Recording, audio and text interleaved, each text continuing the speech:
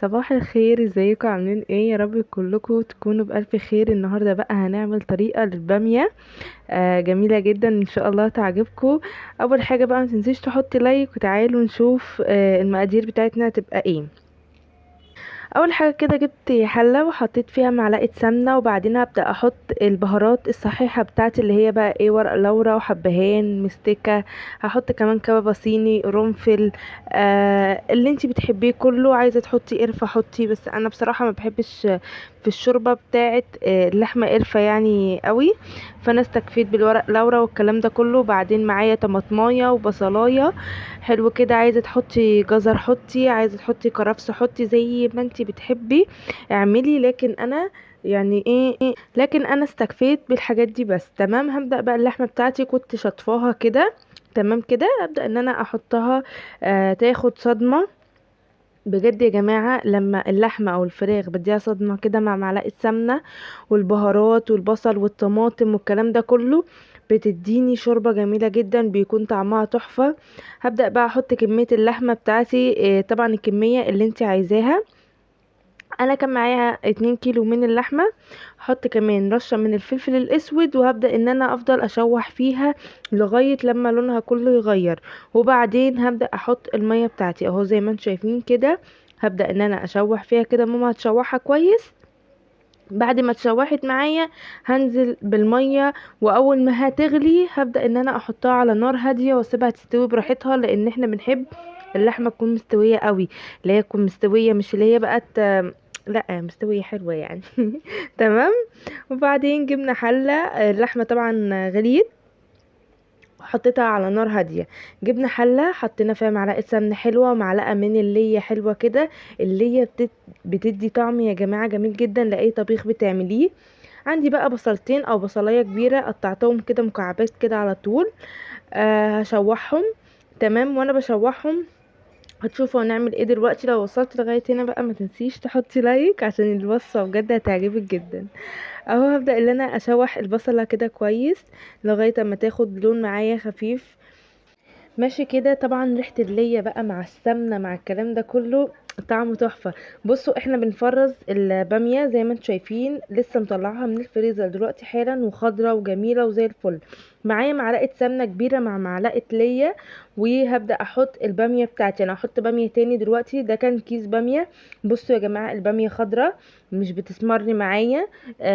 بجد جميلة جدا. لو حابين ان تعرفوا طريقة التخزين بتاع البامية قولولي، وهنزل لكم ان شاء الله الفيديو. البصلة خدت لون خفيف كده معايا، مش بتديها لون اللي هو جامد، لا. يا دوب تدبل كده. نزلت بعصير الطماطم، حوالي كان معايا كيلو ونص من عصير الطماطم، وهسيب التسبيكة بتاعتي لغاية لما تتسبك. وهنا كمان البامية مش كل شوية بتقلبيها بالمعلقة، يعني انا بقلبها بالمعلقة بس مش قوي، مش اللي هو على خفيف كده. هبهر التسبيكة بتاعتي. حطيت كزبرة، وهحط بابريكا، فلفل اسود، رشة صغيرة من السبع بهارات، هتديكي بقى ليها طعم وريحة ما اقولكيش تحفة. بيكون جميل جدا. وهتملحي الملح بتاعك اللي انت بتحبيه، وكمان هحط مكعب من المرقة. تمام كده. تمام. هبدأ بقى اقلبها كده بعد ما حطيت البهارات والريحة بتاعتي الحلوة دي تطلع، ويكون ريحتها تحفة قوي. وهوطي النار وهسيبها تتسبك. وهنا كمان اللحمه بتاعتي عايشه حياتها. هبدا بس ان انا احط لها الملح، لان هي كانت خلاص داخله في السوا، فحطيت لها كده معلقه ملح. وبرده هسيبها. بصوا الشوربه بتاعتها تحفه يا جماعه، تحفه بجد، جميله جدا. والباميه بتاعتي اهو. ببدا ان انا اهز كده بس الصينيه عشان الباميه بتاعتي ما تتهريش. التسبيكه القمر بتاعتي اتسبكت، وهبدا ان انا قليت الباميه بتاعتي اهو زي ما انتم شايفين. قليتها، انا مش بشوحها، بقليها. بصوا انتوا واخدين بالكم من اللون طبعا. احطها على التسبيكه بتاعتي. بصوا وشموا ودوقوا. اول ما احط الباميه بحط معلقه كبيره كده من التوم اللي انا مفرزاه مع قرن فلفل. اساسي اساسي معلقه التوم يا جماعه، بيديها طعم خيال بجد. الباميه بتاعتي القمر اهي. بصوا كنت موطيه النار عليها وسايباها تعيش حياتها. حطيت بس مكعب ماجي. هبدا بقى باميه يعني رز بشعريه ده اكيد. حطيت معلقه سمنه مع شويه زيت كده، عشان الزيت بيفرفر معاكي الرز وبيديله لمعه جميله جدا. وحطيت كيس من الشعريه، وهبدا ان انا اشوح الشعريه بتاعتي لغايه ما تاخد اللون الذهبي الجميل ده. ما تحرقيش الشعريه بتاعتك. هبدا احط مكعبين من الماجي. الماجي يا جماعه بيدي للرز طعم جميل جدا. طبعا لو انتوا مش بتحبوه ممكن تحطوا مكعب، حسب ما انت بتحبي. انا بحط مكعبين. وبعدين هبدا ان انا احط ورق لورا كمان، بيدي للرز طعم وريحه جميله جدا. جربوها ان شاء الله. حطيت هو ورقتين من اللورا، وماما حطت كمان 2 بس حبهان. تمام. تمام. شوح الرز بتاعي كويس عشان يبقى مفلفل معايا. اهم حاجه تديله تشويحه كويسه كده لغايه لما ينشف معاكي من اي سوائل. تمام كده. شوحته كده انا كويس، وبعدين هبدا احط الملح حلو كده، وبعدين هتحطي الميه بتاعتك حسب بقى الرز بتاعك انت بياخد ميه قد ايه.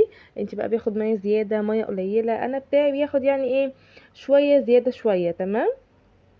اهو شوحته كويس، هبدا احط الميه وبعدين يغلي، وهدي النار خالص بقى عليه واسيبه يستوي براحته. تمام كده. كده انا حطيت الباميه بتاعتي وسايباها برضو تستوي على نار هاديه. اهم حاجه يا جماعه والله لما الاكل ده بيستوي على نار هاديه بيكون طعمه تحفه جدا. الباميه بتاعتي كانت خلاص بقى داخله في السوا. هبدا احط ازودها شوربه. حلو كده اهو زي ما انتم شايفين. يعني شكلها تحفه تحفه. بصوا، والايدام بتاعي احمر وجميل كده زي الفل بجد. زي ما انتم شايفين اهو. برضو هحط حطيت كده الشوربه بتاعتي، برضو هسيبها تكمل سواها على نار هاديه. استوت معايا لدرجه مثلا 90% كده.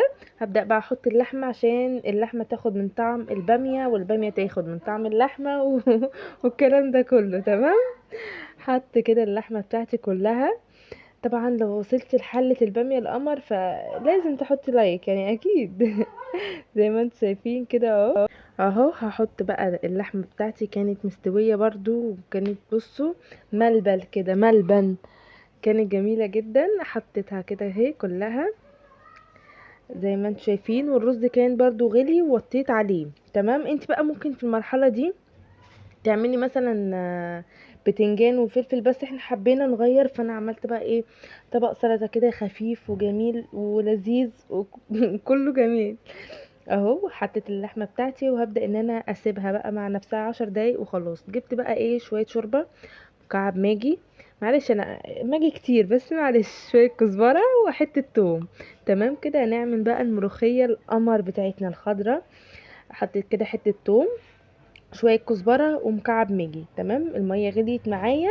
هبدا بقى اجيب الملوخيه بتاعتي الخضراء. تمام كده.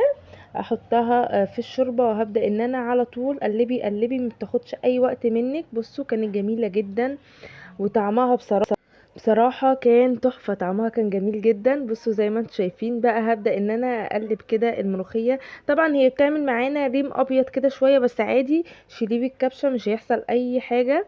وهو ما بيأثرش حتى في طعم الملوخيه بتاعك، مش بيأثر يعني.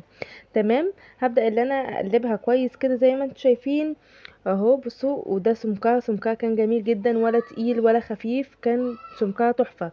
جبت بقى هنا ايه، معلقة سمنة كده محترمة، وهاخد برضو معلقة توم محترمة زيها، يعني الاتنين محترمين. تمام.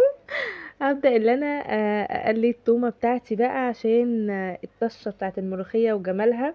طبعا بقى الملوخية معروفة بالطشة وجمالها، فاصلا لازم تزودي في الملوخية التوم شوية. تمام. وادي البامية القمر كانت استوت معايا وزي الفل. وكمان اهو التومة هبدأ ان انا اقليها كده على طول، وهبدأ احط معلقة كبيرة من الكزبرة الناشفة. تمام كده. ماما حطيتها لي اهو زي ما انتم شايفين. وادي الملوخيه كنت موطيه عليها، وهبدا ان انا احط الطشه. بصوا الله الله على جمالها وريحتها. بصوا كانت تحفه بجد والله. شكلها وطعمها كان تحفه قوي. وده الاكل بتاعي بعد ما خلص اهو. طبق السلطه الجميل اللي انا عملته، والباميه والرز والملوخيه وخضرها. يا رب يكون الفيديو عجبكم. لو عجبكم بقى ما تنسيش انك تحطي لايك. وادي بقى الاكل بعد ما خلص. انا بصراحه كنت جعانه فانا لازم اكل في كل فيديو. بص اللحمه بتاعتي كانت مستويه وكانت طعمها تحفه جدا. جربيها انك تشوحيها كده مع البهارات والبصل والطماطم. باذن الله الفيديو هيعجبكم. ولو عجبكم بقى زي ما قلت لكم ما تنسوش تحطوا لايك. لو اول مره تشوفي القناه تنسيش تشتركي. وادي الملوخيه الخضراء بتاعتنا الجميله. واشوفكم على خير ان شاء الله في فيديو جديد، وباي باي.